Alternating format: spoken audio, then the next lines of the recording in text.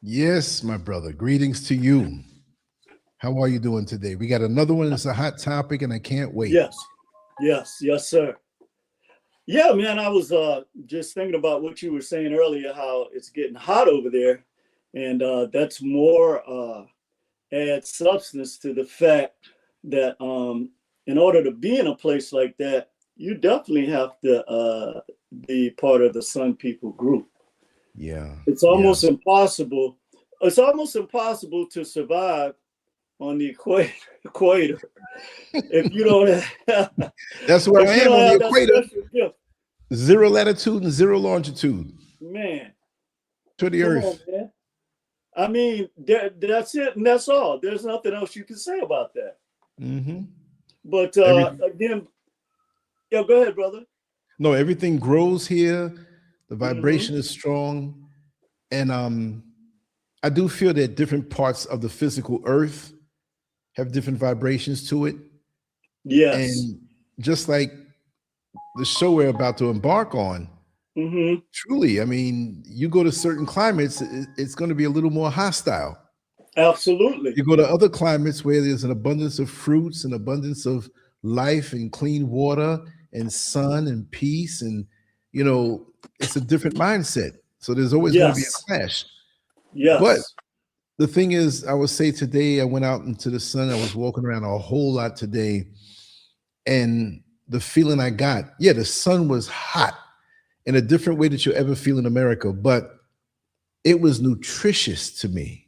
A part of me was slightly getting a little dehydrated and drained. I kept having to drink, but there was something. I'm not just going to say, oh, you know, vitamin D, but there are things about the sun that I'll say this that man doesn't know about and probably will never know about that we receive from the sun. And those who are in the know, that know about us and our relationship to the sun, this is why they want to block the sun, because they know that we're getting something from it that Absolutely. we may not even know. But we trust in nature and we absorb it. We don't even have to question nature.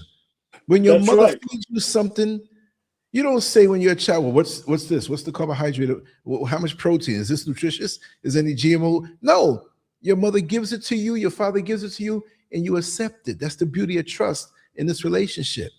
Yes. And somebody wants to come against that. But brother, I'm waiting to hear what you have to say, and I'm hyped up for it. And yeah, I just want to make a comment off of what you just said.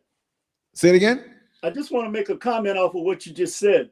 Oh, sure. Do you know that people or some people with eumelanin and caterpillars are the only two? Well, I won't say the only two, but we have the same thing in common. We both absorb light from the sun.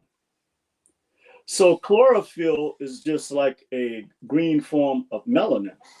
Wow. So that took me down a different rabbit hole to think that, okay, so the ones that absorb the most chlorophyll are the ones that don't have this ability to absorb light from the sun. They can't go beyond the caterpillar stage. That's been proven in a study. So we know that the caterpillar stage is the one that keeps our people stuck where we are. But again, brother, always great to be with you and the family on Monday. Greetings to everyone under the sound of my voice. Like we were saying earlier, this is a very, very hot topic. And it's a hot topic for a reason. And because, again, there's an energy that is beyond what we experience in the physical realm. Okay, and that energy, as you were saying, it gives us some type of connection to the sun that others don't have, that doesn't just involve pigmentation.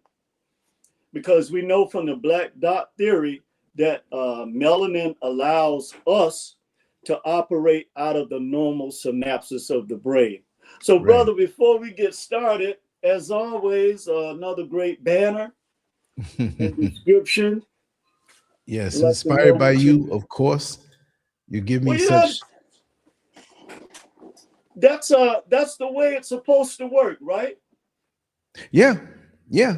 But I'm Mhm. in, brother. So whenever you give me the title of what we're going to speak about, I already know Mhm. because I know you. And with Right. a few words, I can come up with something. And it's almost like people who have been working together for so long in some official capacity, Right. on their job description, they already have a feel. It's like, well, okay, talk about basketball. When you play with Mhm. players, I don't know about basketball. I suck at basketball. What I'm saying is that what Right. I've heard is there's a unity and a connection and a fluidity between them where one basketball player knows how sneaky the teammate can be to the other team when they want to pass the ball behind the back. So that through practice and being together, they anticipate that they don't have to say, I'm going to pass you the ball at this point. You Right. already know. You work together like one body. So Chemistry. Yeah. yes, me knowing how you think and how you express yourself, I just need a few words and I already know how to run with it the way you want me to. Definitely. You know, you Definitely. understand? So Yes, sir. that's how, and I anticipate every week when you give me the information and I say, okay, I know what this is. I know, okay, look at it this way. You have a comedian, a black comedian who speaks to or entertains a black audience live. Mhm. He's at the Apollo in New York City. He tells the Mhm. same joke there that he will in Forsyth, Georgia, where, Hopefully where the not. Klan headquarters is. I mean, if he happened to be there, he would tailor I don't think he would, but they would tailor the joke according to the audience. Oh yes. You see Right. what I mean? If you're a really Yes. good cook, a chef, and you have folks from Czechoslovakia coming in, it's not going to be the same as the Mexican people who are coming, as opposed to the That's folks true. that are Jamaican or That's a good way Italian. to put it. Yeah. Yeah. So That's true. every culture has its noodles or pasta where you have to flavor it according to who you have listening. The same message, Mhm. the same carbohydrates, but in a way that they would be titillated on their palate when they eat the food, consume the food. So Wow. I already saw that diaspora wars. So I had to have two opposing sides, the Mhm. metamorphosis of the primordial seed. So you see the Yes. seed going through the process, going from the caterpillar to the butterfly. There's a separation there. You see the root. You see on one side, it's plush. You have fruits. You have happy people there. There's no stress. Everything's taken care of. There's water behind them, and they're Yeah. just enjoying life in tune with nature, right? Yeah. And so now Yeah. you have the ice people, no vegetation. It's cold. They're cranky. And what I couldn't convey on this, they're beating their women. You know, they're just Mhm. warlike, blood-like, nothing around to eat but meat. There's nothing of vegetation around them. So this is why they take that spirit when they Mhm. see us in our atmosphere, in our environment, and they don't like it because we're Yeah. happy and everything is given to us. And they're jealous. And they're jealous like that little kid on the block that on Christmas he didn't get any presents, but the kids across the street got all the presents, and he's mad. And I'm going to Yes. keep you from this, right? So Yes. that's what happens. And if, as long as we stay with nature, we can't go wrong. When we go against nature and follow this ice man and these ice people who want to destroy everything, we get destroyed just like them. Absolutely. 100%. Well, man, I tell you what, you have just described what the root or fundamental concept of today's show is. And you definitely can see the contrast.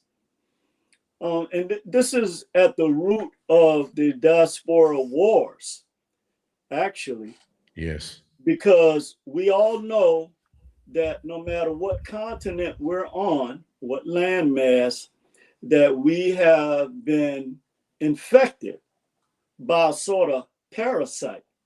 Mm-hmm. And not only that, what you just described as the two different environments, which you can clearly see, the water is running, it's not frozen, and there's fruit and trees. There's no nutrition. So when you were telling me about the nutrition you got from the sun was different from, the other field. Yes. This is what's inside of both of us, of all of us.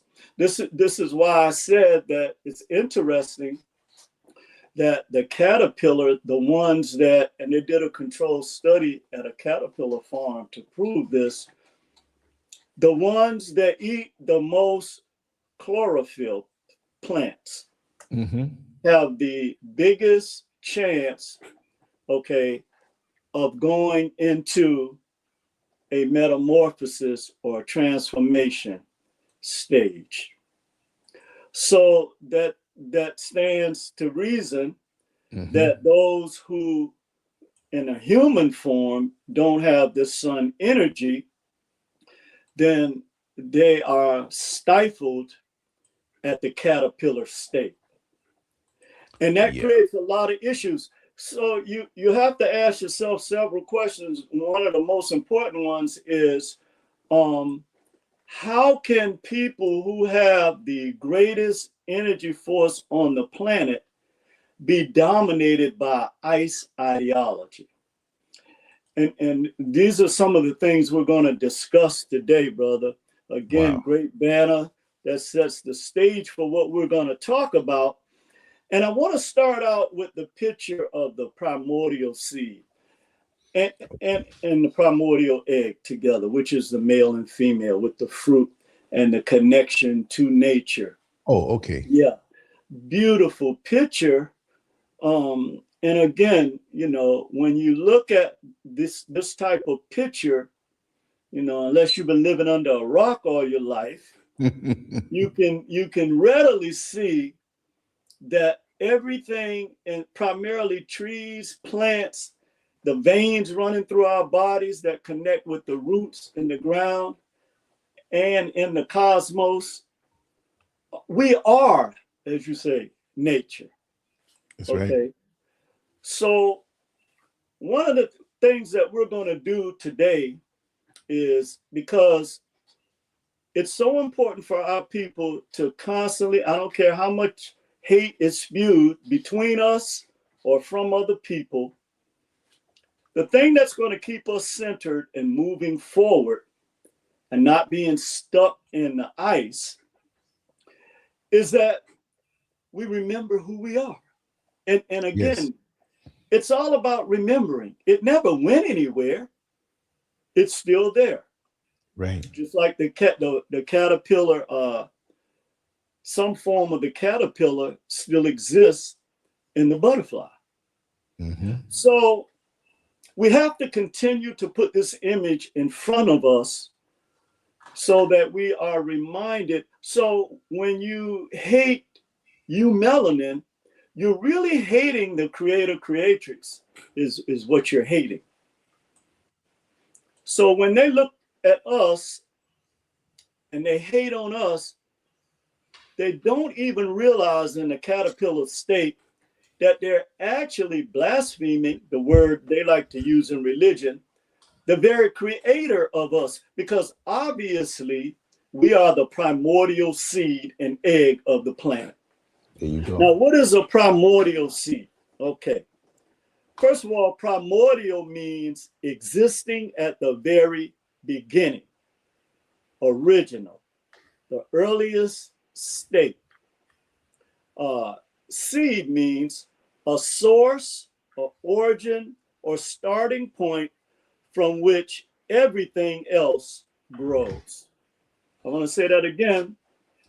People can get this in your head while you don't have to keep beefing back and forth about this with each other and other people.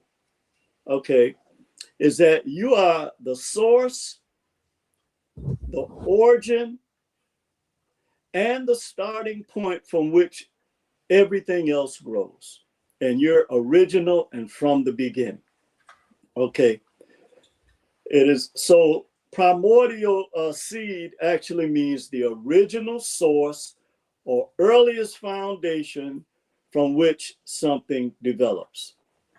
Now, here's the other thing as well when we think about this. The primordial seed is the first version of something, and it's also the root that all things grow from. Thank you, brother. Yes. That, you know, that picture right there, when I first saw it, I was like, yeah, this is the one right here. This is the picture. Because again, we are affected by images and symbols that have a Hellenistic, Europeanistic type of strain on our subconscious. Okay, we're not denying that. Mm-hmm. So in order to combat that, you have to consistently put up images that actually connects you back to your genetic memory bank. And when that happens, powerful things begin to happen. And we're going to talk today about why the diaspora wars are getting so ugly. But that's all a part of the cocoon experience or the chrysalis experience, right? Mm-hmm. Everything has to be broken completely down. So all of this venom we have, all of these disagreements we have, Mm-hmm. this has to be extracted. Okay. And sometimes the one thing we have to recognize, and we're going to go through this, Lance, if you want to put the picture up of the different stages of the metamorphosis, we're going to break this down. Yes, sir. Thank you. We're going to break this down. And I actually came across something really fascinating concerning all of the stages, but we'll get to that. So let's just define the stages before we go into them. Mm-hmm. First is the egg, which is the potential stage. Okay, so every egg, every seed you see has the potential to do what? To manifest what is actually inside of them, or its essence. Okay, and we see this in nature. Now, nature is our only absolute truth. Why? We know that the sun, no matter what, and that means that man can't affect this type of truth, this absolute truth. Mm-hmm. No man has the power to stop the sun from rising from the east and setting in the west. No man has the power, if you plant an apple seed, to change that to an orange, to oranges growing. Okay. So these are absolute truths. 75% of what we live off of are lies because they're based on narratives to fit a particular narrative that keeps people living in a fantasy illusion world about superiority. Mm-hmm. And this is why nature is our greatest teacher, because we get so much from. And so this process that we're talking about with the metamorphosis of the diaspora, right, or the primordial seed, is very necessary. It's very necessary because as it was in the beginning, it will be in the end. Right. Okay, that is a fact. So this is the potential stage. The egg, just like the human embryo, has everything in it that it needs for survival, but it's still not independent yet. There's a reason for that. Okay. It's just like if you have a hologram and you split it up into 1 million pieces, each one of those 1 million pieces has the potential to reproduce the original image. That's right. So this is why I don't care where you live on this continent, which makes no sense for you to be arguing against each other. Okay. You have this potential that you're actually allowing ICE ideology to squander it. Okay. Now, then we move to the lava stage, which is the caterpillar.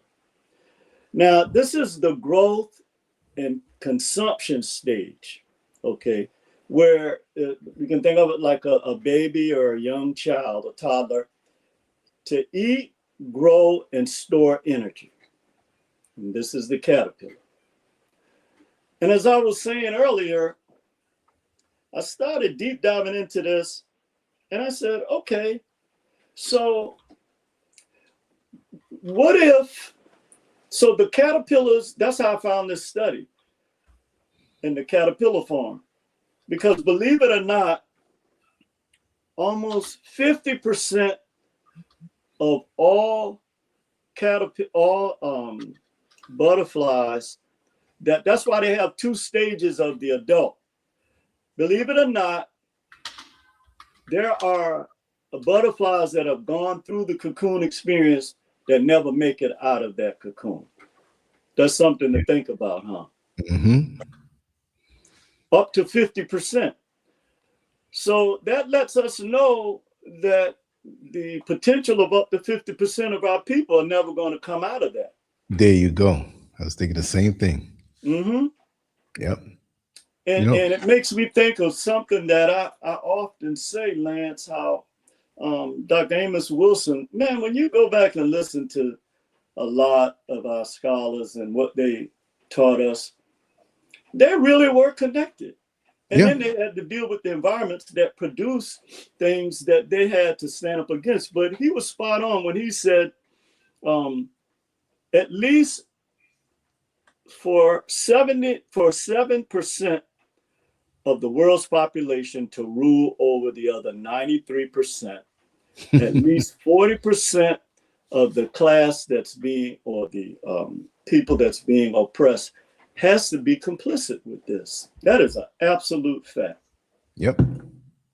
Because we know that this caterpillar, okay, that doesn't eat enough chlorophyll or green melanin, or don't have enough eumelanin in them, cannot go to the next stage. This is a proven fact.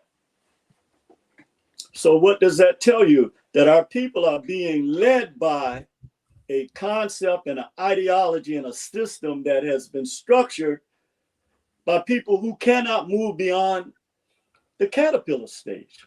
And that's something right. people have to take into consideration while you're always wanting to have what they have and think this makes you. No, that is, first of all, if material things is our greatest standard of value, then we're already lost. That we're already lost. But this whole world has been structured on this ICE ideology that you getting an award from people who hate your guts mean that you have arrived. Yeah. Something is seriously wrong, brother. Mm-hmm. Now, let's go. No, go ahead, Lance. No, I was just going to say, just what you said, I just want to echo a little bit, because on a spiritual level, there's always an example in the physical. Yes. And like you said, if we don't get enough of this chlorophyll, the caterpillar doesn't get enough of the chlorophyll, they can't make it to the next level. It can't. So if we don't have enough wisdom and awareness and spiritual connectedness, we're not going to make it to the next level. See, some people say, well, they transitioned to the next level. Maybe certain people didn't. Maybe certain people didn't. Exactly, because they didn't gain. Okay, this is why I feel with those other people that run the media, run the movie industry, they have plants. I don't mean the plants that grow, but they have planted individuals in the government, especially in America, that have dual citizenship. So they run everything. They're in war now. So they're there to keep us from going to that next level. Yes. Because everything they dish out for us that many of us foolishly consume keeps us on a low vibration. Yes. So we don't want to hear the righteous stuff No. that feeds us like chlorophyll that's going to get us to the next level. And that's why they're scared of those of us who get it and want to share a little knowledge to help our people go a little higher, get enough chlorophyll symbolically to get to the next level. Wow, that's deep, brother. You said a mouthful there. From the spiritual perspective, that's absolutely 100% spot on. And, you know, along with that, the fact that they have basically taken over our sun energy, our mindset, it keeps us in a dark place, because when we look at each other, rather than realizing that our sun energy feeds off of each other, we look at each other as enemies. In this, and you've been taught this for a reason. Right. Okay. The other thing we want to look at here before we get to the chrysalis stage, we want to look at something very, very important right now. And that is, there are parallels. Again, nature's our greatest teacher.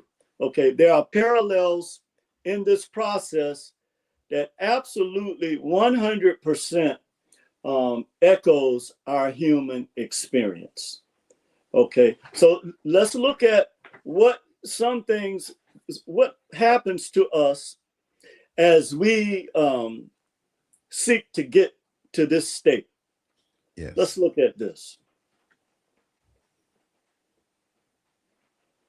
Okay, so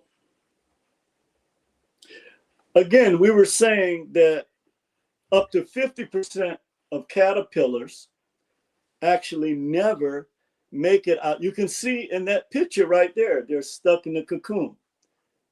Another thing I thought about it could be a fear, that fear stifles, because they use fear as a weapon against us. Yeah. Right. Just saying that these adults that have come out of the chrysalis but refuse to leave it reminds you of how they keep our people stuck in the project mind, right? From pyramid builders to project dwellers, right? And projects is not just physical, it's psychological as well, because if you can take a community of people and if they have a certain mindset, wherever they go, they're going to take that to where they go. There you go. That is a fact, and that is why we see the same issues generation after generation, because they haven't been corrected. Right. Okay. Now let's look at some of the main reasons why many of them don't make it through the metamorphosis, what we're talking about right now.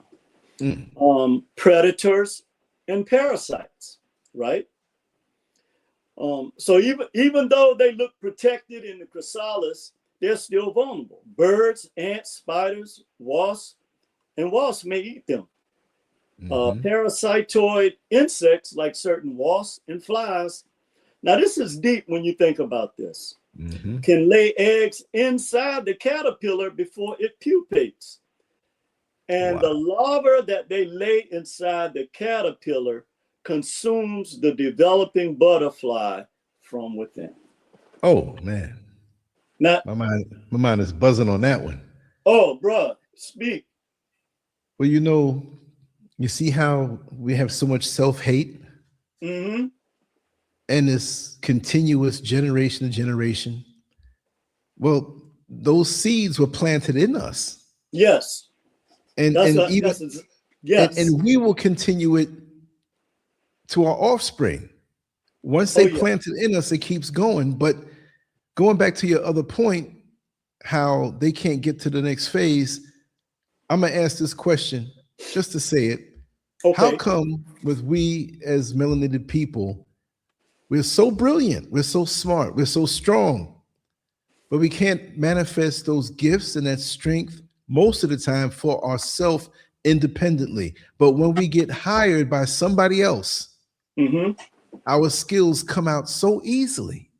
It's almost like when you mention how fear is used. Mm-hmm. A lot of us are fearful to go out on our own and embark on our own. It doesn't mean you're going to walk off of a job per se, but you're going to be cultivating something of your own as you go on that job to say, in the future, this thing that I'm cultivating is going to take care of me and my family. But a lot of us are fearful, and that fear and that self-hate is injected into our mind, again, through the entertainment, through our own family members who have that thing in them, who don't feel they can go above and beyond. And that's why lots of times it's a big thing where they say, I'm the first person to graduate college. But see, and I'm not knocking that, but why is that the standard? When you can pick up a book and when you can learn and you have the desire and the ability to start your own thing and excel. When you look at other races that come, the Chinese and Korean, the people who come here and start these businesses usually don't even speak a lick of English, right? But then they bring their sons and their daughters and say, for example, you have, and I'm gonna shut up after this. They start a Korean a fruit market, right? And so the men work overnight. The man who started the business, who doesn't speak English, he depends on his son, who is actually going to college in the daytime or working somewhere to get some different kind of money, whatever, in the daytime. But then they work at night because that's when it's not safe. And you see the women working in the daytime, the daughters and the mother, and there'll be one male there. But you see how it's those who have the vision who come to the country. They don't have the fear. They don't have the self-hate. Could you imagine what that's like?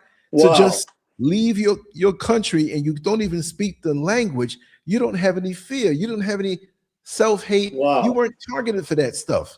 So you had, even me coming to Ghana, they speak English here. I'm retired. I'm in the system in America, so I get what I get.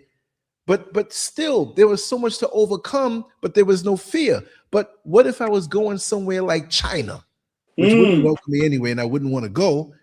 It takes a lot. So why do we feel like we can't get there or we can't do this when we have all this greatness that we share with everybody else? And I'm going to say it, we share it on the white man's job, and we work hard to prove ourselves. And they get the benefit of our talents and abilities when we have it and don't motivate to cultivate it ourselves. You see what I mean? Oh, yeah. That is a very deep question because of the factors but the primary, I hear exactly what you're saying.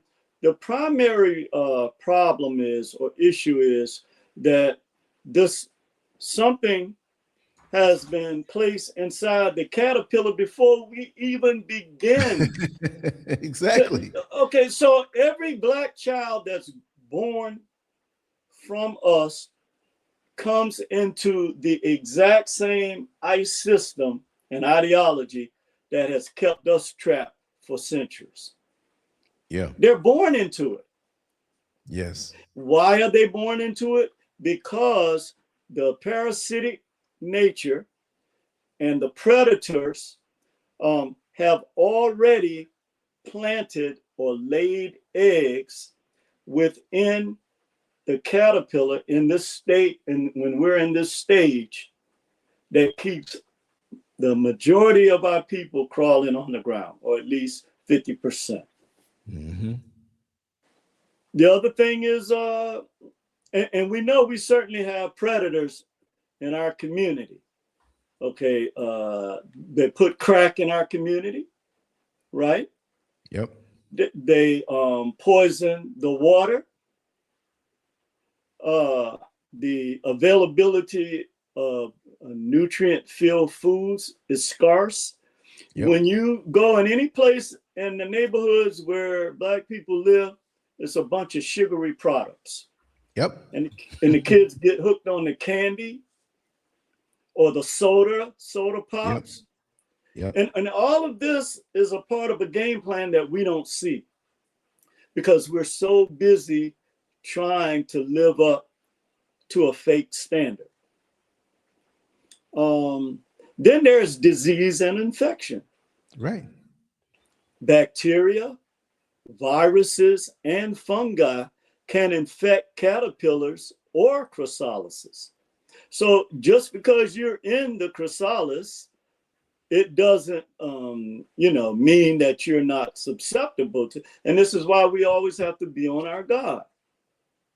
Okay. One well-known issue in species like the monarch butterfly, which is my favorite, which is right there, which is to me such a fascinating insect that does something that no other insect does. And we talked about it in one of our earlier videos about that migration that the monarch butterfly does. Yes. But they have a parasite inside that can affect them, that can weaken or kill individuals during their development. Wow. Now think about that. So that parasite, as you were saying, it could be spiritual. It could be a psychological parasite. But in many cases, it manifests itself physically through us in terms of, our emotions, our anger. Yeah. It has a big impact on Black people, on our mental health, particularly Black men.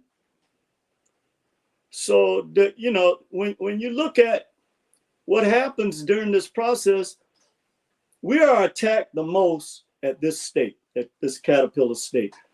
That's right. The main reason too is because they know once you move towards the chrysalis or the transformation or the metamorphosis stage, it's harder to pull you back. Or they'll demonize a word like woke to try to make you feel like something is wrong with you. Okay. But once you move beyond, and they even see these type of behaviors in the caterpillars that stored enough chlorophyll or green melanin, and the ones that didn't, they wasn't growing. Okay, they started being very sluggish in their movement. Right. Okay, but the caterpillars that was ready to go, they was eating up all the plants. And even the ones who got to a point where they stopped eating the plants and they died as a caterpillar.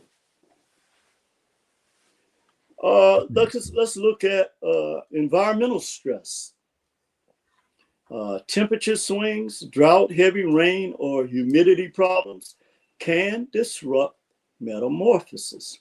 Okay, now again, we're looking at it from the lens of our humanity, right?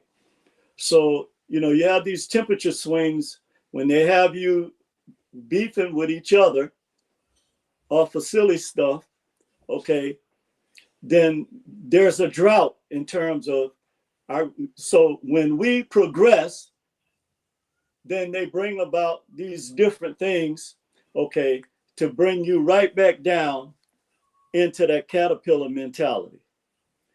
And there is such a thing that I term reverse metamorphosis. Okay, where how you have some people, they're moving towards something great, and you see them a year later, and they like went all the way back to how they were in the beginning. Yes. Like they kind of lost faith, and then they want to bring you down too because they have. Yes, I can tell you so many instances of that. I know. They've been gutted. It's almost like they've been gutted. That it's a cutoff switch that once they get to manifesting their greatness and they're right there, right before they hit the success. And I don't mean financial. I mean, financial will come. But as soon as they got this thing going on, they get this momentum, they're moving up, and boom, it's like they get gutted. It's a cutoff switch. It's almost like vehicles that are purchased from Europe or Germany, like the BMW, the Mercedes-Benz, that when they import them and sell it in America, there's a cutoff thing that they can't go beyond a certain speed because they're used to the Autobahn out there. That's why many people buy them out there and then bring them. But if they just ship them out, they're going to manipulate it. We've been manipulated with this cutoff switch that it's like we're afraid of success. It's like we're afraid of coming into full bloom. Yeah, That's a good point. It's crazy. And it is based on fear.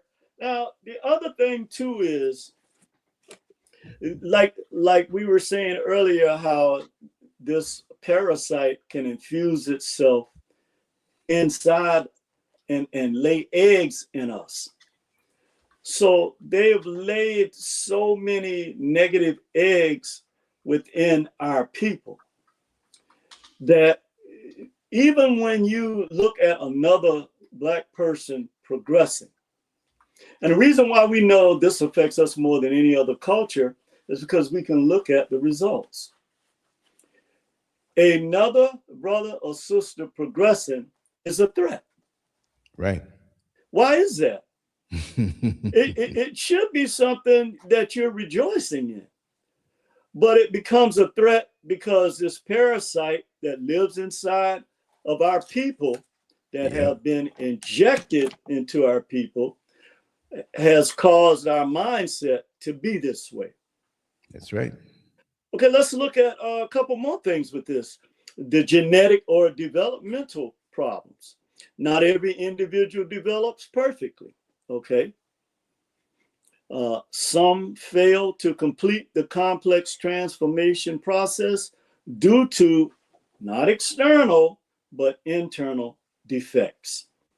So you can look at that like some of us have been damaged so much, like you were saying, that no matter what you do, that internal turmoil that they're going through has totally broken them down to the point where every Black person they see is a threat to them. You know what's crazy too, that I'm finding out? There are men that are jealous of certain women, certain type of women, and vice versa. Yes. Yes. This is absolutely insane. We didn't have that as much back in the day. No, not at all. We didn't have it at all. But these days, yeah. Mm-hmm. It's expanded. This spiritual, emotional, mental, physical virus has morphed. Yes, it has. There's and we know it's always a new baby created from these type of interactions. Mm-hmm. So this new baby that's created, something gonna have to give. It may not even have a soul. I believe that. I believe that. I call them hollows. They don't have souls. They're hollow of a soul. Hollow, yes. And finally, let's look at the human impact.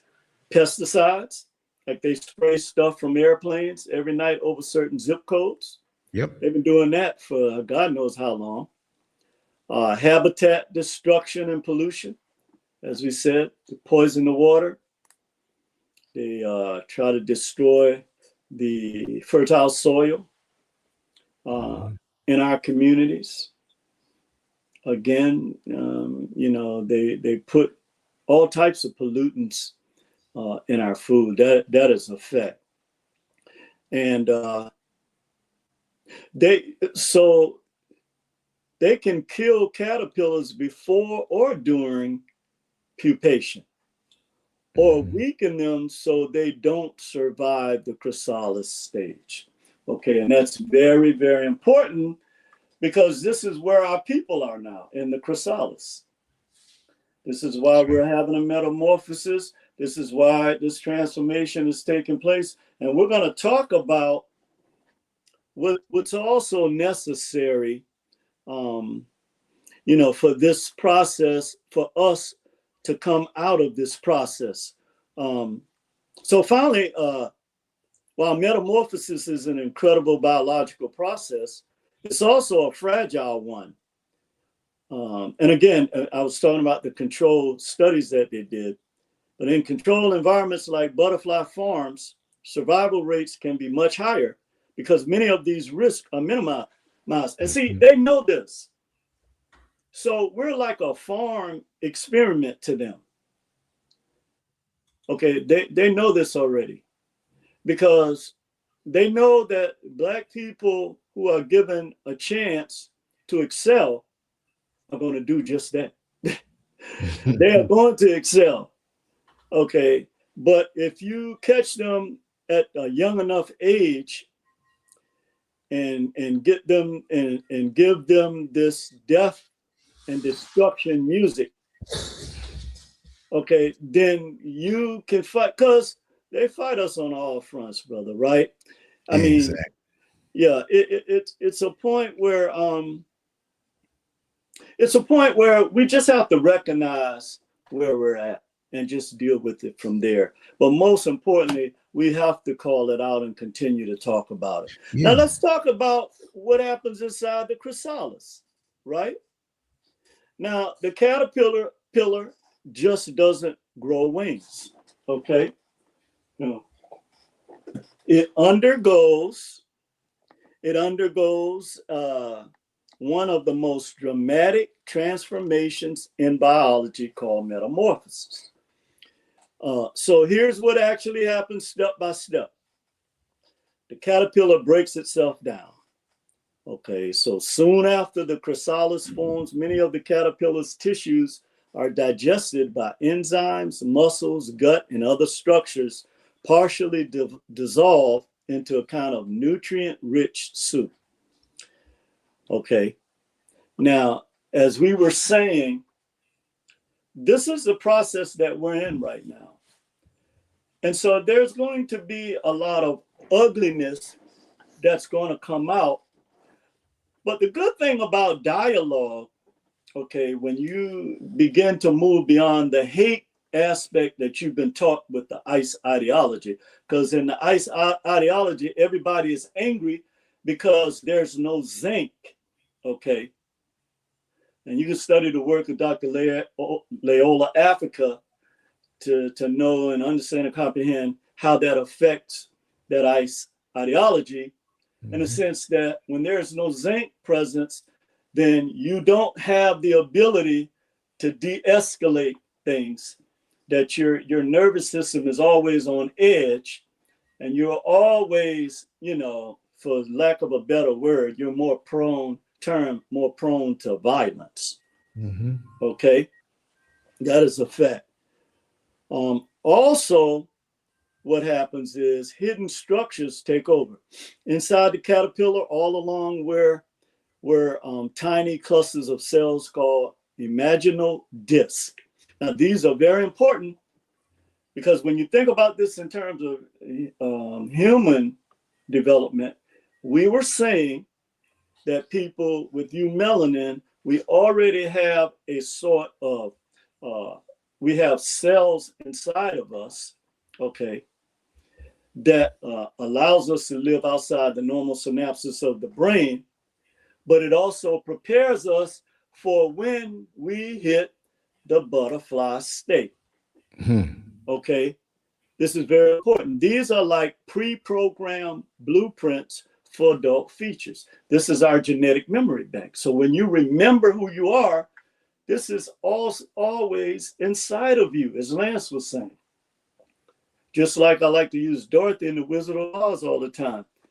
She always had the ability to go home. All she had to do was remember who she was. That's right. And this is where we find ourselves. And you were asking the question, although we have all of this pre-programmed greatness inside of us, why can't we manifest it? Because psychologically, we are blocking our own spiritual manifestation through our mindsets. So what are these blueprints? They're adult features. So you already, just like an embryo, has everything in it to survive, although it's still dependent on the mother until the umbilical cord is cut. So at this stage also, the wings, legs, eyes, antenna, during the chrysalis stage, these discs rapidly grow and organize into the butterfly's body parts. Now we have to ask ourselves, why are we not growing and organizing like nature teaches us? We have to ask this question. Okay, clearly we see that in the state, when you're in this stage, okay, then you are supposed, these discs are there, and they're going to, you know, manifest internally, but there is something externally that's preventing you from organizing and growing as a collective. Okay. Also, the body is rebuilt. Now, using the broken down material from the old body, the insect constructs a completely new anatomy. And I'm going to say that again because that's very important, and why it's very important for us to always go back and look at what our ancestors had to go through, wherever you are. Okay, see, I'm not into that division. Wherever you are, you have to look at our genetic memory bank, okay? And then you have to comprehend the fact that we are taking down what the ICE ideology system broke down in our ancestors, and we are rebuilding, okay, to a state where we're going to manifest the butterfly at the adult state. We're going to construct a completely new anatomy. And see, this is what they're afraid of. Yes. They are afraid that you are going to not just be woke, but that you're going to build and organize. This is another reason why they go after people like Lance, is because our people need to recognize something, okay? You're going to not come out of this chrysalis, okay? If you continue to attack our people that are putting themselves on the line to fight against the system and to bring us truth. Even, I'm sure, the family experienced the same thing. Mm-hmm. But you see, this all has to happen. That adult monarch butterfly you're looking at, oh, it takes something to get there. Because you're being infected by all the things we said: parasites, viruses, bacteria, predators. Okay. Now here's one that's very, very important. The nervous system is rewired. What does that mean? Your emotions, the way that you react to stuff, this anger and this hatred and this visceral language that we use against each other, bitches, hoes, niggas, all this different stuff that, and it's the way that the energy behind this. So when we do come out of the chrysalis, our entire nervous system, or the way that we see each other, the way we relate to each other, I don't care where you are, on what continent you're on, is rewired. That's very important. The insect's brain and nervous system also change. I'm going to say that again. You cannot operate off of the same nervous system as a sun person inside a ICE ideology. That is totally impossible. Why? Because your brain and your nervous system changes and is rewired when you successfully come out of the cocoon experience. Yes. Okay, you no longer have a need for the things that people have told you that make you great, or that you're successful if you do this. No, it's not. I'm successful being a Black man or woman on the planet. That is my success. Mm-hmm. And if I can manifest the purpose for which I was born, then that means that I have become an adult butterfly. Another reason why you see this other stage here, and for a long time I was like, okay, why do they have 2 adult stages? I thought it was 4. But like I said, almost 50% of us never even make it out of once we transform. Now, this in itself says something too. Okay. Even when we transform, that's why I say that the psychic of the caterpillar still exists somewhere in this process. All right, so a crawling, leaf-eating caterpillar becomes a flying, nectar-feeding adult with totally different behaviors. So this new sun, well, not new sun people, but the sun people that came out of this chrysalis, they're not a crawling, leaf-eating caterpillar anymore. You've gone from eating leaves, okay, to getting nectar or eating mangoes, right? With totally different behaviors. So your behavior is supposed to be different. You shouldn't be still attacking our people, still building up the narratives of this ICE ideology and system where their spirit is cold, there's a lack of zinc, there's no food growing in an environment where there's ice, there's no water flowing, there's no fruit growing, there's no psychological fruit growing, there's no spiritual fruit growing, there's no spiritual or psychological water flowing. It's all ice. Now imagine that. That's what you're caught into. And finally, the final preparation and emergence. So here we are at this adult stage right here before you become the monarch butterfly.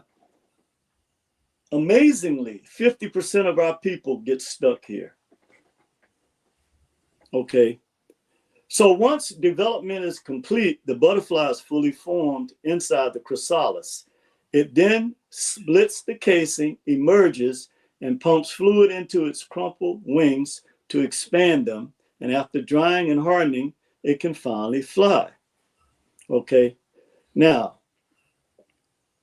here's the final statement about that. It's one of the closest things in nature to a complete biological rebuild. The same organism, but almost entirely reorganized into a new form. Okay, brother. Yeah, and that's very important because that lets us know, even though, you know, we have grown in some areas, we still have this issue, okay, where half of our people, now here's the scary part. You don't know what half it is. That's why the old people, you know, a lot of the stuff the old people used to say really makes sense now. Try the spirit by the spirit. Yep. That's how you know. Test the spirit. And I live off of that. And I know you do, and everybody in the family do. You have to. Right. Did you want to say something, brother? Oh, no. I just echoed what you said and say test the spirit and discern and always. Yeah, discern. Yeah. Yeah. And something came to me when you were speaking about being aware of the different levels of how we are attacked. I compared that, it just hit me in the head. I compared that to driving. You see, when we're aware of many things in this society, in this world, as it comes against us, there'll be people who say, oh, you're paranoid. It's not like that. You're paranoid. Or you're the victim playing the victim card. Or you're playing the victim card, right? Yeah, they like to use that one. Is it paranoia when you're driving and you look at your rear view mirror, you look at your side mirror, you look at the driver's side mirror, you scan the mirrors to get to your destination safe because of the possibility of somebody coming up beside you, running into you? The possibility is there. Is it paranoia when you get insurance for your vehicle? You don't want to have an accident. Good point. But you get insurance just in case something happens. That's a good point. In the world that we're in, people run red lights. People will T-bone you. You see what I mean? So is it paranoia that when we walk down the street in a different neighborhood or our neighborhood, or you see the police, that we should feel safe in a perfect world with the cops, but it's not a perfect world, so we don't feel safe. No, it's not. So when we watch our own back and we're programmed in a way we self-program to watch, because this environment requires that anything can happen and we need to be ready. That's not paranoia. That's not paranoia. Surviving. Right. Now, out here in Ghana, things can happen certain ways, but not as much. So the guard that I had up in America, you know, I drop it down a little bit. I never leave my chin exposed, but I drop it down a little bit. But that's not paranoia to be aware of what can happen to you on different levels. No, not at all. You know, exactly. That's foolish. Matter of fact, it's foolish if you're not. Right. I'm supposed to walk around here, la la la la la la la la la la. Nah. No. But I'm not burning myself out, but I got my eye open. You understand? So when something comes at me, I'm ready for it. But I'm relaxed. Yes. Yeah. Your nervous system has been rewired the right way. Yes. Yes. And it's nothing worse than seeing one of our brothers or sisters that's unhinged. Right. Because we know that Black people are inherently strong. You have to be. You don't make it to how far we've made it in life without that. That's right. When you think about all the embarrassment and shame that our people have had to live with the psychological effects of slavery, it's a wonder that all of us are not mentally insane. But you see, nature has a funny way of doing things. And as we get into this a little further, okay, brother, if you want to put that picture of the venom up there, because now this is in close parallel to what we just discussed. Okay. And I agree, extracting venom looks terrifying. It looks terrifying because when you look, for instance, when you see our people beefing against each other on YouTube and other places, TikTok or wherever we are, then you see this venom and it's terrifying. But when it's used the right way and it's extracted the right way, it actually helps. Okay, so let's get into this. When you think of venom, think of it like a harmful influence spreading through your life, and anti-venom as the right kind of support that stops it before it does more damage. Exactly. This is why those of us that are connected, it's very important, okay? It's very important that we use anti-venom, okay? Because if you don't, our entire generation of people, a generation of people that are coming up looking for answers, right, will be destroyed by this venom. Because if you don't extract it, it's certainly fatal, okay? And we see that. And every time it looks like they have Black people on the ropes, we get a little smelling sauce, and we come back in the next round swinging. That's right. The worst thing in the world is to have a Black person on your ass. You got a problem. You're gonna have a problem. Oh yeah, you're gonna have a problem. Okay. Like Lily Fire. Yes. You're gonna have a problem if you have the wrong, or I should say the right Black person dealing with you. Okay. Now let's look at venom in human terms. Imagine a toxic situation or relationship. Or in this case, imagine some people being in this big ring, and instead of fighting against the opponent, we boxing against each other. Right. Okay. And so we create this toxicity or this toxic environment.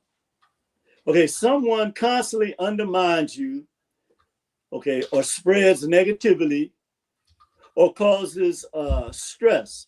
At first, it's just discomfort. But over time, it spreads, affecting your mood, your confidence, your decisions, and even other relationships. Right. That's like venom moving through the body, and it doesn't stay contained, it escalates. So that's one of the characteristics of venom. Eventually, slow down, son. Eventually, it's going to spread throughout the whole diaspora or the whole body. That's right. Okay. And you have to see yourself as a body. That's the other thing, which you are. You are connected by the most powerful element on the planet and in our universe. Mm-hmm. Okay, let's look at this. Anti-venom is like the right kind of intervention or support. A trusted friend who gives clear perspective, or somebody that don't lie to you to make you feel better. Therapy or counseling that helps you process and respond differently. And see, the only problem I have with our people is you need to think things through before you jump out and attack each other. Okay, obviously there's some ignorance going on somewhere. Because when you know the truth, or when you know the reality of things that's happened, you're not going to react a certain way. You're going to say, oh, okay, I understand that. Right. I see why that's that way. Okay. The other thing is setting boundaries or removing yourself from the harmful situation, which I've learned to do.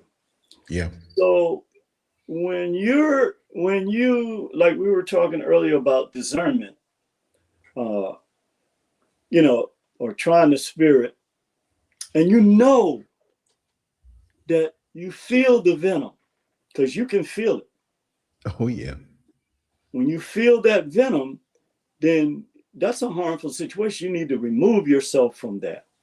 That's right. Unfortunately, our people love the spoils of this venomous environment we live in so much until it's almost impossible to remove yourself from it. Now, I'm not talking about nobody being perfect, okay? I'm talking about you attacking each other over trivial things. Exactly. But when you look at the source of all of your problems and issues, no matter where you are, there is one common denominator, which you refuse to look at. So finally, it doesn't erase what already happened, but it stops things from getting worse. And more importantly, it helps you recover. So, you know, when you extract the venom has done some damage to your internal organs, okay? Depending on how long, the strength of it, whether it was, you know, rattlesnake, cobra, what have you, or just a regular poisonous snake, the amount of venom that's there is very terrifying. Because now, when you look at the condition that our people are in simply from our behavior and what we say out of our mouths, it's terrifying. And again, I go back to something you said earlier.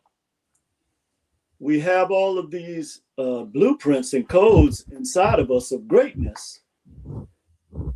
But what is it doing?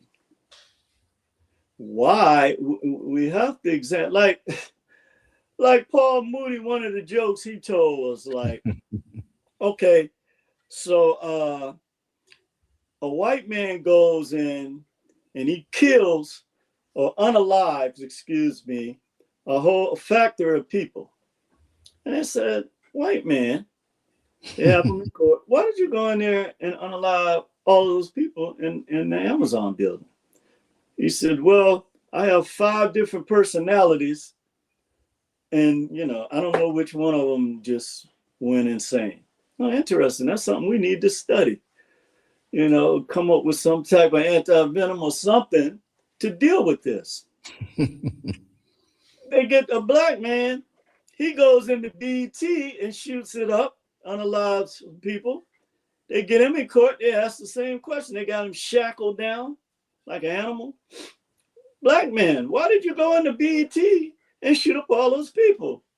It was like, well, I got 5 personalities, and one of them just went off the cuff, and I can't control it. It was like, really, Inja? Okay. Well, guess what? One of them getting ready to get locked down because you need to figure out which one. Yeah, Okay. yeah. He said, pick one. Yeah, pick one. Pick one because we're going to definitely fry one of you ninjas. Believe that. Okay, and I don't care. We ain't doing no study. We ain't doing nothing. Right. You know, another one bites the dust. That's how they look at it. So that's right. the relationship we have with this venom. Also, like I said, it doesn't erase what has already happened. We know that there's been a lot of damage in our community. Again, going back to when they put crack and guns in our community, you know, the projects and how they, you know, took men out of the home. There are so many different things that have been done from the venom that was spewed towards us. Yes. So what makes it, so it's like somebody got a knife halfway in you, and then you take the knife and you plunge it deeper inside yourself. Serious. That's how, when you look at our situation, rather than trying to pull the knife out, go to the hospital and recover, then we just want to push the knife further. So you have these black men attacking black women online. You have these black women attacking black men online. You have some people from different cultures around the world with the diaspora wars. For what? What are you going to get out of this? Because at the end of the day, the same people are going to string you up from a tree. I don't care where you are. Okay, metamorphically speaking. And then they're going to turn around and laugh at you because the people who you should have connected with that could help you organize, they have turned into your enemy. Mm-hmm. That makes sense, because it don't. Why timing matters. Just like with real anti-venom, if you address a toxic situation early, damage is limited. But if you wait too long, the effects can run deeper, cause burnout, anxiety, and broken trust. Yeah. Early action equals less long-term harm.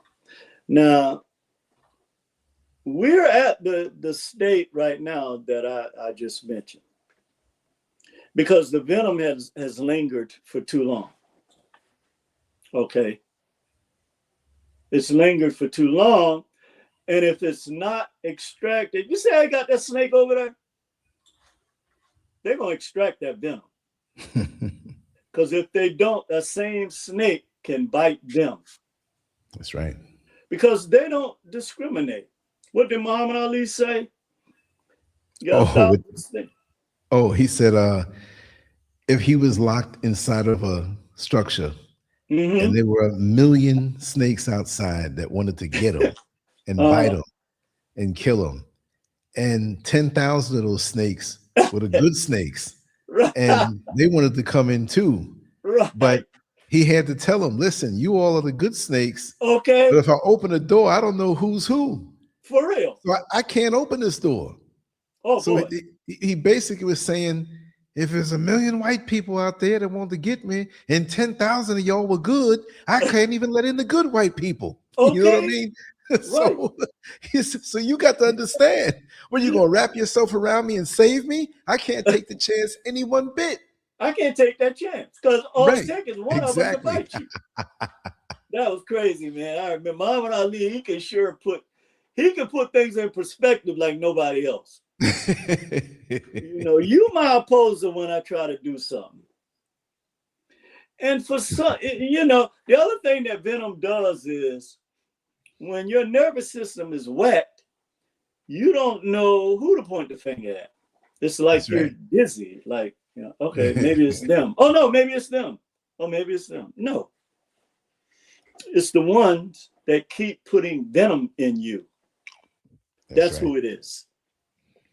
Okay, so trying to suck out the victim, the venom yourself, is like ignoring the problem. Okay, or rationalizing someone's harmful behavior, and also trying to fix everything alone. These usually don't stop the damage and can even make it worse. So again, it's like they have isolated the diaspora. Wherever you are, they have isolated you spiritually, psychologically, and physically in many cases. And you're looking at the wrong snakes, because there are snakes that are not venomous. Right.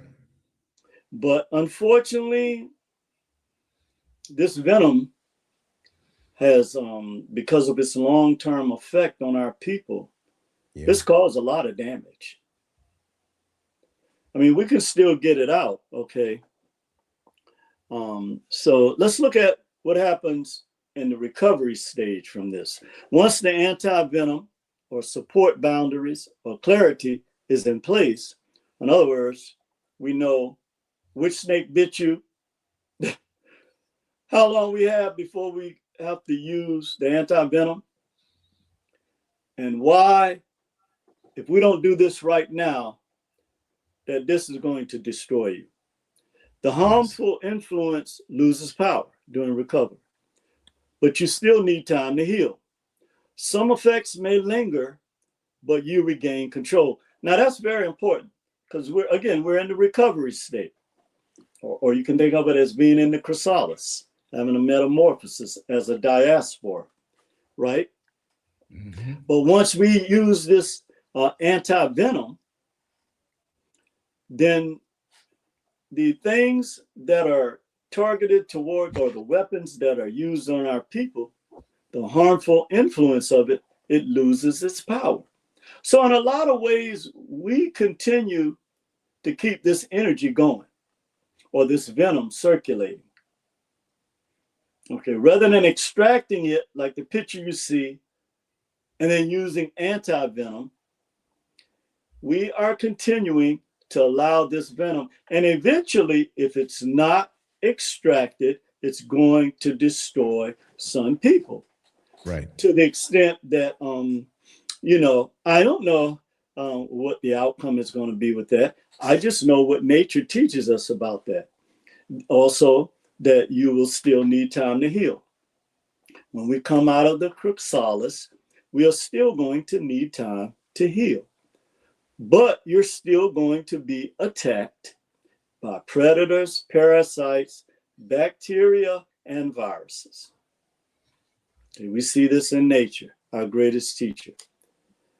Also, some effects may linger, but you regain control.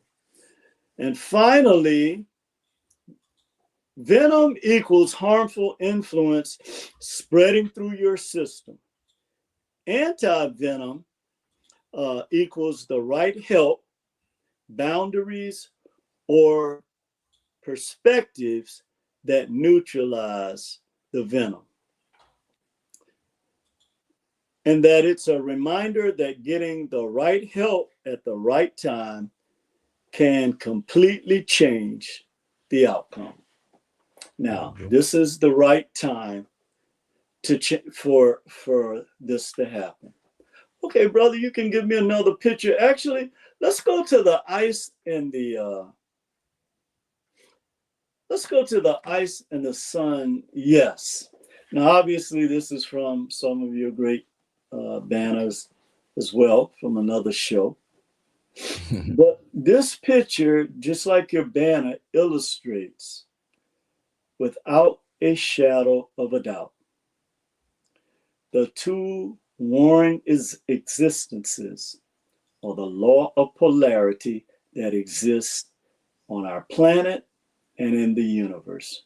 And for you to deny divine laws and principles is where your biggest mistake, and why up to 50% will never come out of the chrysalis, even though you've had a metamorphosis.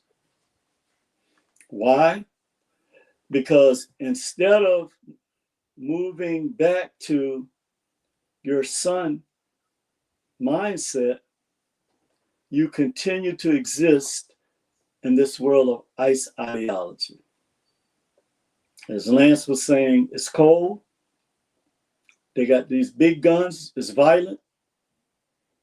Okay. They're hunting people. We know that there is a predatory elite that plays on young people and children globally.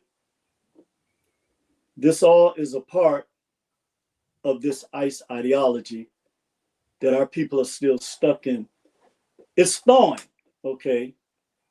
But when you have a block of ice that thick, it's going to take a lot of sun,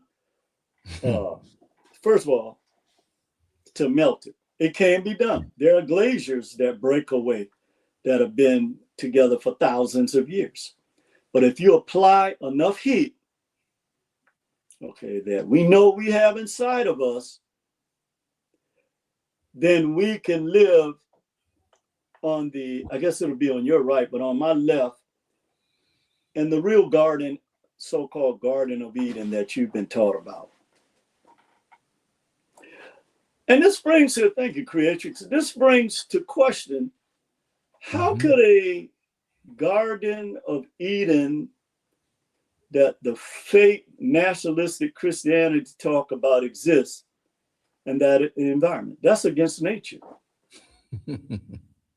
This is why, this is at the root of anti-Blackness. And they teach every culture that come to America this.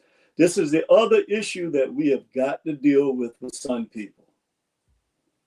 You have got to make a choice, okay? If you're going to continue, and I saw something that, I ain't gonna talk about it, but it happened in Ghana. Lance, you already know about this, I'm sure, many in the family. Why do you celebrate people who have our people in this condition? Why? Exactly. Making them chiefs.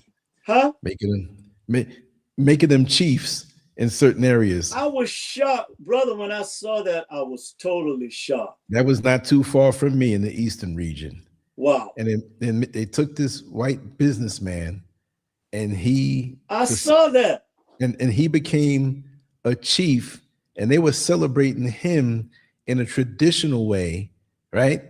But this is a businessman who's going to be dealing with some of the resources and extracting some resources in that area. He's coming there to take and do business, and they're kissing his feet like he's some savior. Bro, I can't tell you the emotions I was going through looking at that. But you know, that reminds me of too, the difference was when the Greeks wanted our people to worship Serapis. They said, hell no. So they started slaughtering a Kemetic priest at that time who told the people, no, you can't. You cannot worship them or worship that deity, okay, that represents these people. Bottom line, you cannot do it. And if you do it, the wrath of the creator, creative spirit is going to come down on us. That's the difference. There you go. And how did we get to this point today? So there are a lot of things that that is going on now that's also a part of this metamorphosis. But again, they still have a large majority of our people held in this caterpillar state. Okay. And finally, what I'm going to say about this right here is that we're at a crossroads. Okay.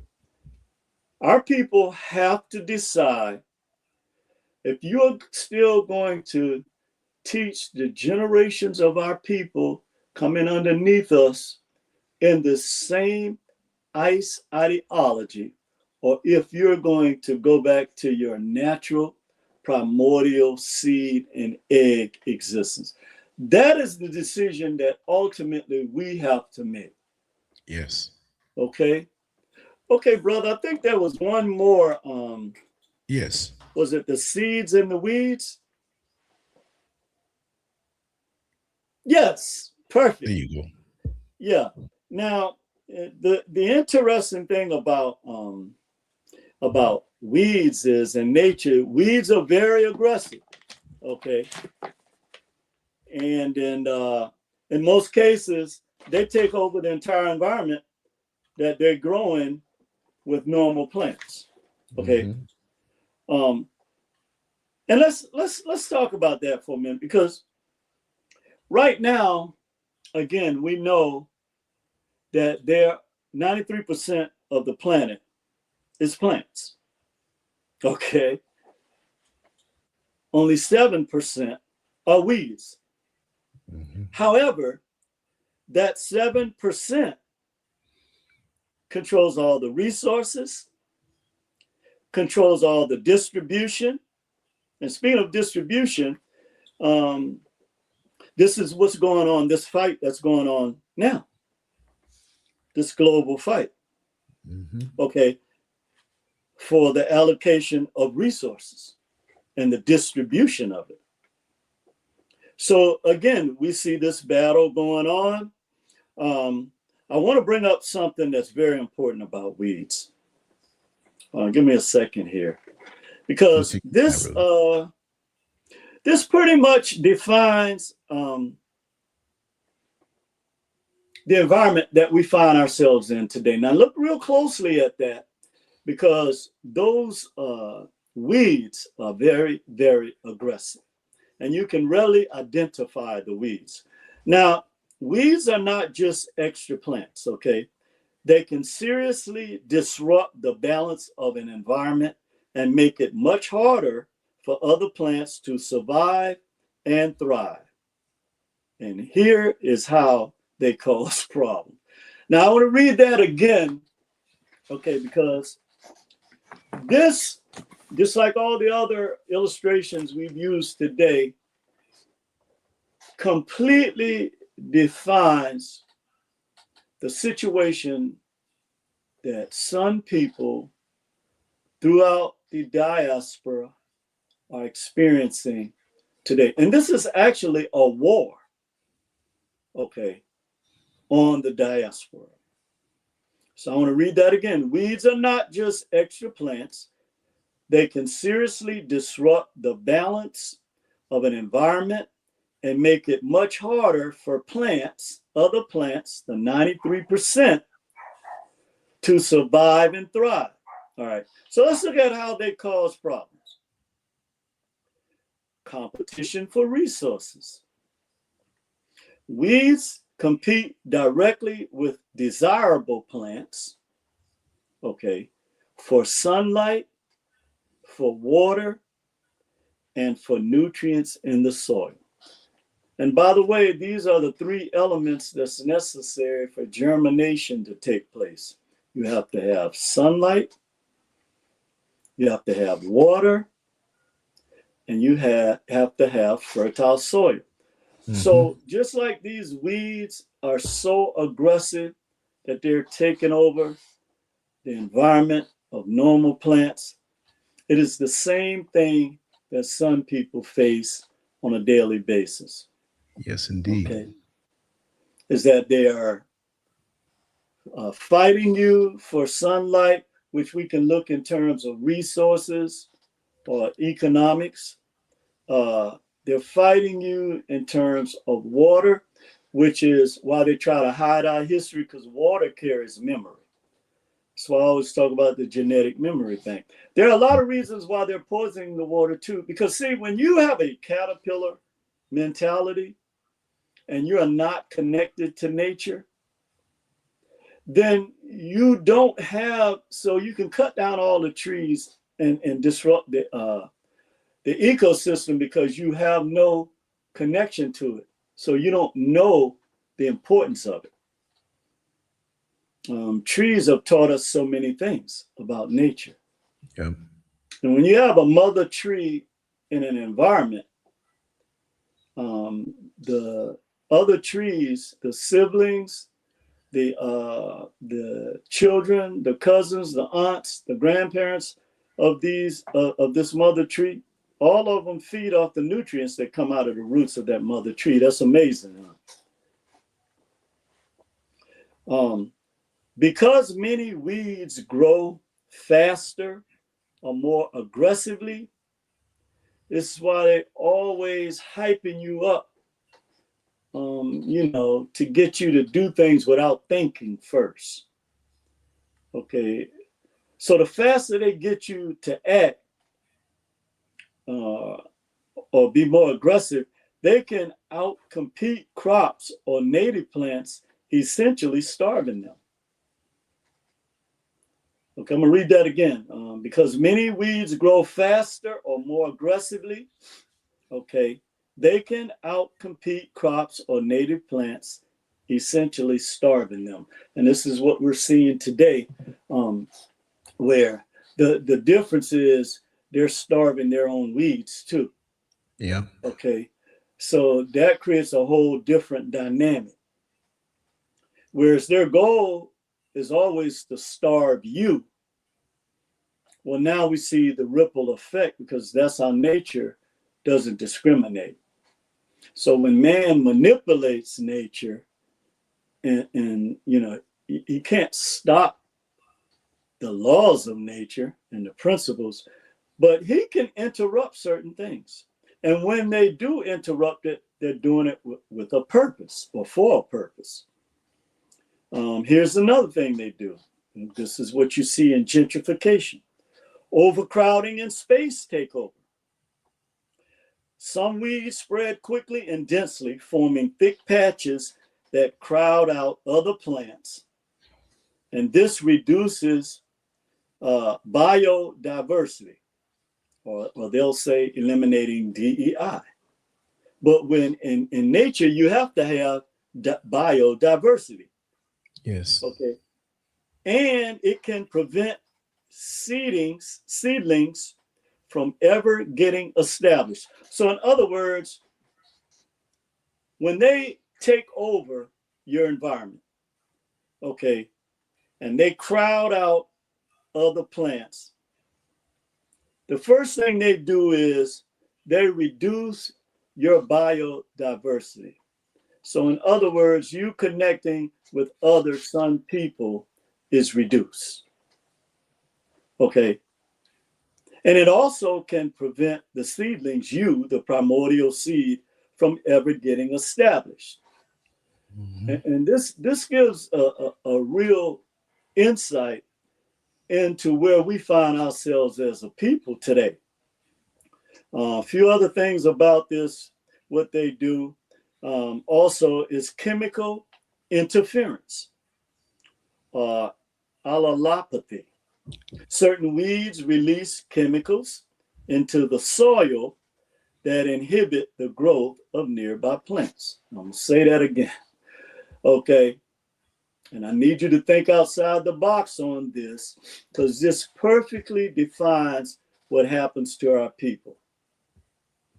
Okay. When you have certain weeds, okay, that release or certain think of it as certain corporations or people in our government and in other places of influence or in our institutions, okay, and they release these narratives, which are like chemicals, into the soil, which we are, okay, sons and daughters of the soil. It inhibits the growth of nearby plants. So in other words, some people that are on other continents, this stifles your ability to ever come together in a biodiversity type of way. And it also prevents you from establishing anything with each other, such as trade. Okay. Also, harboring pests and diseases, just like what happened in the Metamorphosis, where so you have diseases, parasites, and predators that exist on all levels of human existence. But weeds can act also as hosts for insects. We did a show on how the parasites got into this one insect and made it desirable for other, other higher predators in their environment. But weeds can act as hosts for insects, fungi, and pathogens that then spread to nearby crops or garden plants, increasing the risk of infestations and plant diseases. So see, this is what has happened with our people. Okay. That, you have these weeds, okay, that takes the plants, which you are, okay, and they become a host. But at the same time, they're infecting you with all of these different things that can destroy you. But more importantly, it spreads to nearby crops or garden plants. Or in other words, it spreads throughout the diaspora. And so this increases the venom or the risk of infestations and plant diseases. Reduce crop yield and quality. In agriculture, weeds can significantly lower yields by diverting. Okay, hold on. Why is this not? Okay, I got 10% left on that. I better go through this real quick. It reduces the crop yield and quality. In agriculture, weeds can significantly lower yields by diverting resources away from crops.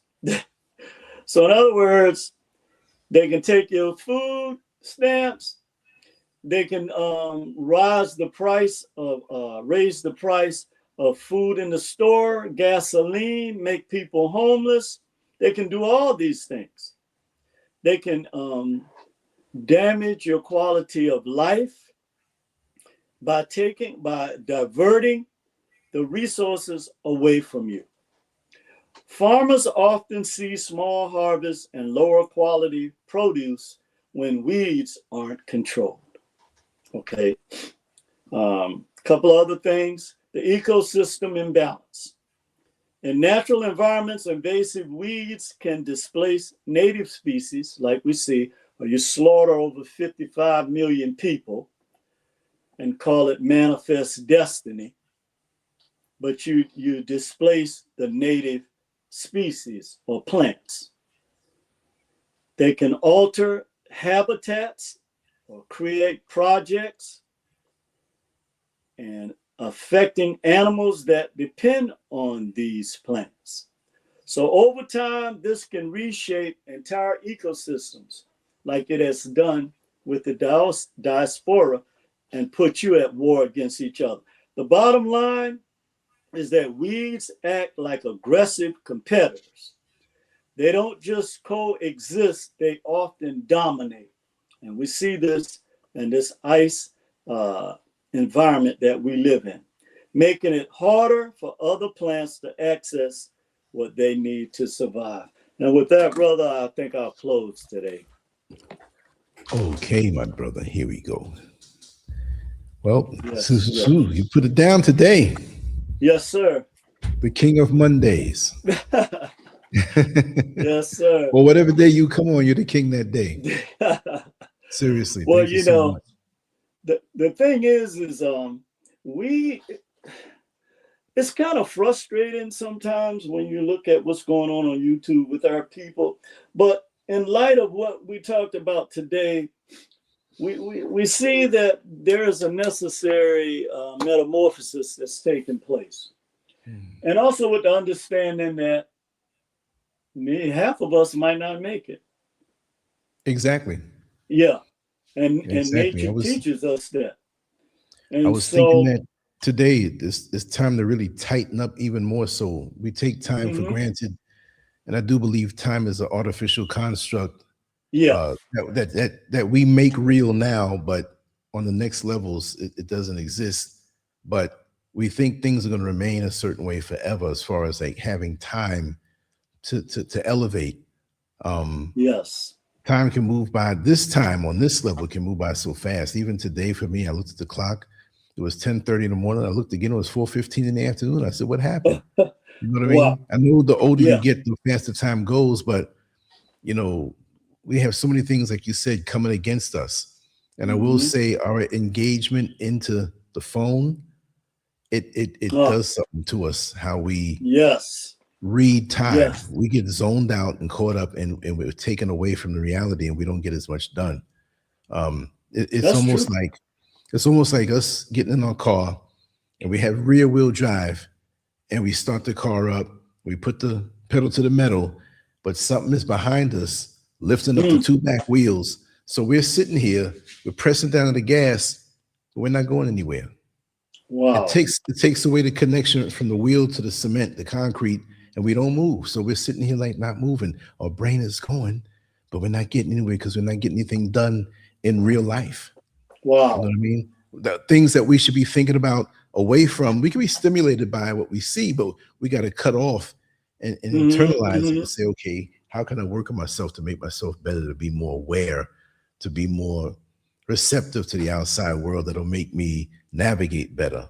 But we're walking around with a tire spinning and it's not touching the cement and we're not going anywhere. But the odometer may say that it's going up, but we're not going anywhere. Wow. It's crazy. I think all kind of things in here, man. I'm going sometime. Yeah. Oh yeah. I see you hold on to the belts. Oh, good. We got to. Yeah, we gotta stand in the ring and we gotta fight, because at the end of the day, but we also have to deal with ourselves. I'm moving more and more away from really attacking or looking at, although we always have to keep this fresh in our mind and we have to talk about it. Right. But now there comes a point where we're doing this to ourselves as well. We're not growing. It's like the caterpillar that's infected, that even when they get to the chrysalis stage, that parasite is inside of them. So no matter what, they're going to still eat them from the inside out. And so, brother, with that, I think I'll end the show, and keep holding on to the belts. Greetings to the family. You guys stay strong. And always, brother. I look forward to chat with you next week. Yes. Thank you so much, brother. Yes, sir. On that Peace note, and love. Yes, I'm going to get to work and work on some more things that'll go up tonight.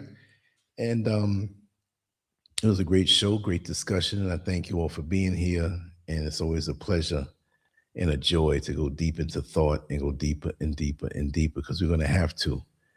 You know, take control of your mind, your thoughts, your actions, make your goals every day incrementally to move toward the ultimate goals. Then realize that, not to be a fearmonger, but the time is ticking down. The time is coming that we will realize the next levels. And so we need to be ready. You know, don't let this world distract you from what you have to do for yourself. Don't let the entertainment distract you from what you have to do for yourself. I'm not saying to not be entertained, but don't be entertained away from what it is that you have to do for yourself. You know, let's say, and I'll say this just hit my head. Let's say you're one of five people who are traveling, and everybody else is getting their bags packed a week before. But you're going out to dinner, you're going out drinking, you're going out hanging out, you're going out for a night in the town. You're not packing your bags. And then here comes that Friday morning that you're supposed to fly, and you realize that everybody else's bags are packed, which that's going to take care of them, but you haven't been doing what you need to do for yourself. You see, there are a lot of people out here that they're doing for themselves. And there are different races of people, different cultures, and some of us, we're doing what we have to do for ourselves. But the panic when you know that Uber is getting ready to get there in 20 minutes and you haven't packed your bags and you running out with a toothbrush and underwear and, drawers, underwear, you know what I mean? Nothing's packed. But if you take your time incrementally, that's why I love that word incrementally, because it takes the stress away from the big task that we have to do. See, I never look at anything huge and monumental and it's this big mountain. Oh my God, it's so much to do. No, I chip away a little bit at a time. I make a goal, and every single day I do what I have to do in every area of my life. You see it manifesting as far as these little videos and stuff. I make a point of making sure to put out different content every day, but that's not the main thing. That's just the way I move in every area of my life. How do I do this? How do I do that? And that's how we have to do, because we don't want to get caught out there not ready, because that time is coming and there's nothing you can do when that Uber arrives to your place and everybody else's bags are packed and you're screaming that you're not ready. You got to be ready. This is not religious talk. This is just the way it is. You got to be accountable for yourself. What have you done today to make yourself better? I'm not preaching like I'm putting you down, because I hold myself accountable. There's certain things that I wanted to do today that I didn't get it all done. So I'm kind of upset with myself, but I'm going to get those things done still. There was something I had to do today, a transaction that I realized I couldn't do. So I had to go now and in the next 3 days, take my time and do what could have been done in one swipe, which was beyond my control. So we still have to be ready for those things, right? So we have to have a clear mind in doing so, because time will slip away. And there's always many people, I'll do it tomorrow. I'll do it tomorrow. You can't do that. You may not be able to do everything today, but make sure that you can get as much done when you wake up. Have it in your mind what you hope to do. Many people don't do that. They just sit there and just, tomorrow, and they scroll and they scroll and they scroll, and their finger is getting a good workout, their thumb, but their life is not going anywhere, and that's where I am right now with the time that I have remaining on this earth, which I hope it to be a long time, but whatever time it is, it's going to be well used. Anyway, much love to you all. On to the next one, Last Curve out. I'm going to work on something that's going to go up tonight, and I'll see you then. Thank you so much.